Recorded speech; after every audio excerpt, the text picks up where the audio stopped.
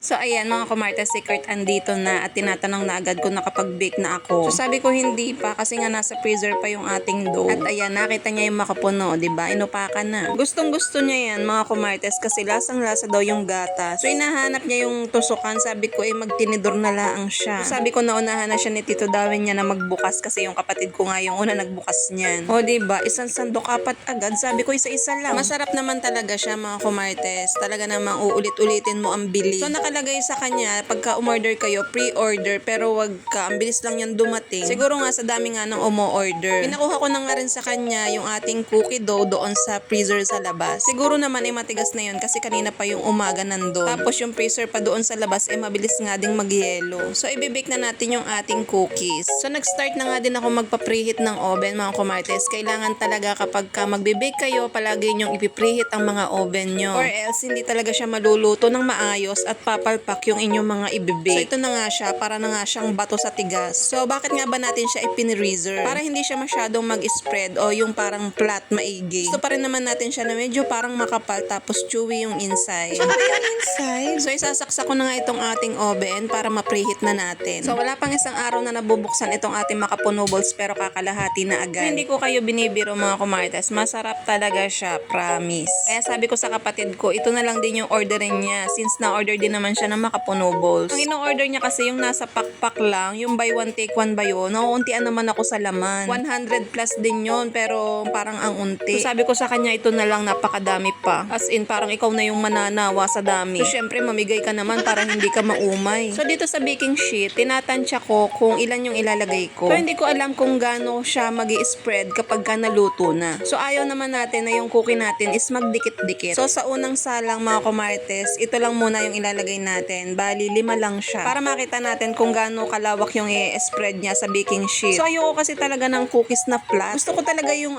yung chewy talaga yung loob niya. So yung ating oven, preheat ko siya 190 degrees for about 15 minutes. Tapos itong ating cookies, ibibake natin siya ng 190 degrees for about 20 minutes. So dapat 15 minutes lang siya. Since malaki nga siya at galing pa siya sa freezer, gagawin ko siyang 20 minutes. So binantayan ko talaga tong maigi mga kumartes kasi ayokong ma-overbake yung ating cookies. Ayoko kasing maging bato yung ating cookies. Dahil for sure pag na-overbake yan, para yung bato. So dati nag-try na ako ng ganitong cookies, kaya lang flat na flat siya talaga tapos ang tigas. So ito yung gusto ko, yung chunky cookies. Nakikita ko lang to sa mga nagbe-bake dito sa TikTok. So yung gitna ng ating cookies may iba't ibang kulay kasi iba't ibang kulay din yung marshmallow na nilagay ko dyan. So dun sa ating recipe nakagawa ko ng 12 pieces na chunky cookies. So sabi ni Kurt, creamy daw yung loob kasi nga gawa ng marshmallow. So pwede na talaga siyang pambenta kasi bet na bet talaga ng mga pamangkin ko. Alam nyo naman na kapag nagbe-bake ako, sila talaga yung unang-unang titikim. So naalala ko nga pala si Kyler, hindi ko nabigyan kasi nga naubusan. So inaantay ko lang yung mga ingredients ko na in-order ko sa online. Mas mura kasi talaga doon ng harina mga kumarte, 68 pesos lang. Samantalang yung harina na nabili namin sa Pure Gold, 800 grams lang siya pero 98 pesos na, 'di ba? Mas nakakamura talaga kapag ka sa online kayo bibili. Syempre, doon na din ako umorder ng chocolate chips. Sabi ko nga sa asawa ko, try ko kayang magbenta nito. Kaya lang sabi ng asawa ko, yung tutubuin ko daw dito parang pambayad ko lang sa kuryente. Kasi nga mga kumartes, mahal talaga yung bentahan nito sa online. 75 pesos ang isang gantong kalaki. So kung ibebenta ko daw to ng 50 pesos, baka wala din naman daw akong tubuin. So syempre, kung ibebenta ko naman to ng 75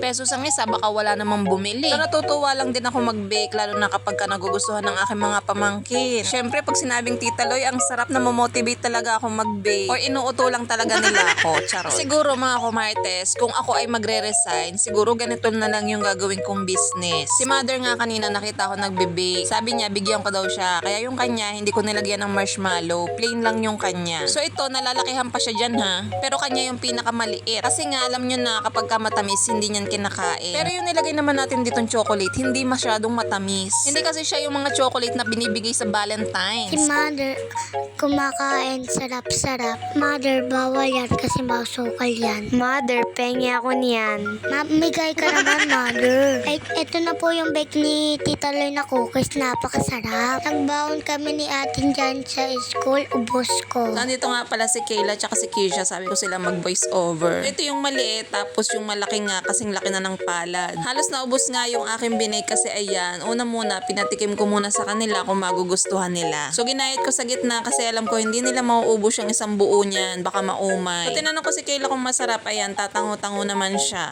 Lalo na si Kisha, gustong gusto, parang si Ate Pia. Sabi ko nga tawagin si Kuya Nash para pare-parehas nga sila na matikman itong aking binig. So nasarapan sila, hindi ko alam bakit nasarapan yung mga batang yan. First time ko lang naman mag-bake ng cookies. In fairness naman at nagustuhan ng mga batuta. So ini-stretch pa ni Kuya Nash yung marshmallow kasi natunaw siya. So yung kinakain ni Kuya Nash, sabi niya ibabound daw niya. Kaya sabi ko teka, tari na lang malalaki para walang bawas. So ayan yung aking binig, pinagtigisa-tigisahan na nila. Kita nyo naman kung gaano kalalaki. Ganito kalalaki talaga yung binebenta sa TikTok. Halos kasing laki nga siya ng palad ko, tapos ang bigat pa. So this time, order na tayo nung plastic na lagayan talaga ng cookies. Ilagay ko nga pala sa Tupperware kasi baka madurog, kaya ayan, tigi-tigisa sila. Sa tissue ko muna pansamantalang ibinalot kasi nga wala naman tayong lagayan. Tapos si Ate Pia, nakita yung story ni Kuya na. Kaya nagtatakbo doon sa kanyang mami. Akala nung kanyang mami kung ano daw yun. Yung pala nakita yung cookies, nagawa ko daw. So sabi ni Ate, manghingi daw sa akin, kaso nahihiya. Kaya ayan, pinagbalot ko na, tigisa sila ni Basti. So dahil dalawa na nga lang tong natira, si Kyler hindi ko nabigyan. Kaya next batch na lang si Kuya Kyler. So ito nga, pinadala ko na to sa asawa ko kasi si Ate Pia walang pasok ngayon. So ayan, tuwan-tuwa naman ang Ate Pia. Paano ino-order pa niya yan sa TikTok? So sabi ko, pag hindi masarap, hindi na ako magbe-bake. So sabi ni Ate, kada kagat daw, lagi ng masarap-masarap. Isang kagat masarap. So dahil dyan, ito mga pamangkin ko talaga namang dahil malakas sila sa